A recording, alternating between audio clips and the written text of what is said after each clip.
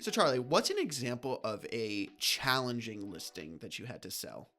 They all seem challenging in the moment. I can tell you that when they aren't, that's we should celebrate. I think the seller doesn't realize, but we certainly realize. Wow, that was easier than most, and we appreciate those when they happen. We'll take them. But yeah, we'll take them. But more often, yeah, they are challenging. I think the one that comes to mind is I'm not gonna. I don't want to call the seller out specifically, so I'll just address it in its story format, I guess, of how it rolled out. We had one that I didn't have a lot of communication with the particular owner directly. Their financial advisor called me from California and was essentially doing the picking for them. It's at least that's what I think happened. And we discussed this particular home and what the family was looking for, etc. And of course, we got the listing. We found out a lot after the fact. There were a lot of things that weren't clear about the particular home, and it worked out that the home had a lease on it. There was a tenant in place. Mm-hmm. The tenant was, my understanding was, had just a few months left on it, 5, 6, 7 months, something like that.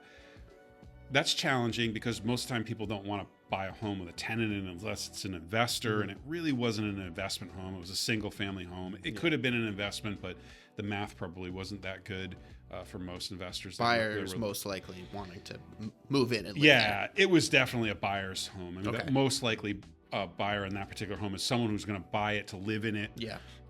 And so what happened was we learned they sent me I asked for the lease, and I reviewed the lease, and unfortunately the agent who wrote the lease was not me, clearly, and they put in the lease a renewal term, but with no specification on how the lease would renew. And in the eyes of the courts in Connecticut, that would mean that it automatically renewed. They're going to favor the tenant. There's no stipulation about what the seller had to do. In other words, put it in writing, which is what would typically be had. There was nothing. It just basically automatically renewed for 3 years. Oh my God. Yeah.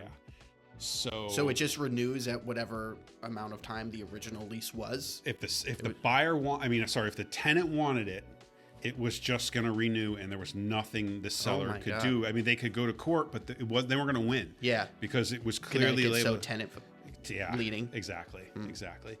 And so now we have a real problem. We have a house that we can only sell to an investor, but the math doesn't work. And of course, the seller wants top dollar for the house. Mm-hmm. That's our job.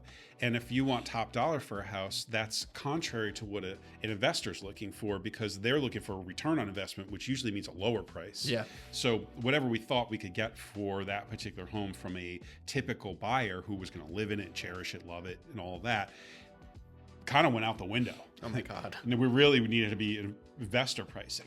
And I realized really quick, I was like, oh man, we're in trouble. Like, how am I going to find a buyer? It's not even about price. It's just, even if the buyer likes the price, this is going to kill the deal.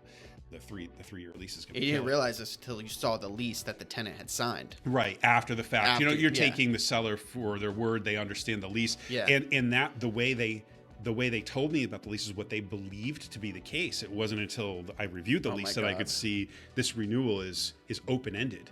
You don't have the ability to say, I want it renewed. It's actually the tenant deciding. Yeah. That's all that had to happen. They just decide they want to stay the way it was written. And so anyway, now we've got a real challenge. I'm like, man, this is going to be tough. So we've only got an investor as an option now. The math doesn't work. There's really no return on investment. I mean, even with, I think we had to figure they had to put like 50% down on the house to get a decent cash flow out of it. And at that point, they might as well just go buy other properties. Yeah. They could buy twice as much real estate with half as much down on each one. And from an investment perspective, that just makes more sense. So we're in trouble. And so anyway, the long story short is there's a lot of backstory to this that probably would bore the death out of anyone listening. So I'll just say there was a potential for development for the property. And so I seeked out a developer for the particular property. And the long story short is it was a very long process, but the long story short is we actually were able to sell the home to the developer at top dollar, because Wow. we could present, it was an investor, but it was a different kind of investor. They were looking at something more different than I'm going to rent it. A bigger scale, essentially. Yes, yeah, bigger scale. There was definitely some luck on our side that this particular development, this area was prime for redevelopment, etc. That definitely came into play.